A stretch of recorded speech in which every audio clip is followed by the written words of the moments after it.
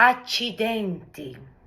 ამ სიტყვას იტალიელისგან ძალიან ხშირად გაიგებთ, როცა ის ან გაბრაზებულია, ან გაოცებულია, ან კიდევ რაღაცა არ გამოუვიდა და იმედგაცრუებულია, ან კიდევ სასიამოვნოდ გაკვირვებულია.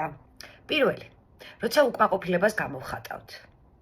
მაგალითად, accidenti, non funziona il computer. ჯანდაბა, კომპიუტერი არ მუშაობს. ან კიდევ accidenti, che traffico. როგორი საცობია. მეორე, როცა მოულოდნელად კარგ ამბავს გავიგებთ და სასიამოვნოდ გავოცდებით. მაგალითად, accidenti, ma sei bravissimo. ვახ, შენ რა მაგარი ხარ. მესამე, როცა ვიღაცის საქციელის გამო იმედი გაგვიცრუვდება. მაგალითად, accidenti, da lei non me l'aspettavo. მისგან ამას ნამდვილად არ მოველოდი. მეოთხე, როცა ირონიას გამოვხატავთ. მაგალითად, accidenti, sempre la stessa storia. სულ ერთი და იგივე ამბავი როგორ მეორდება.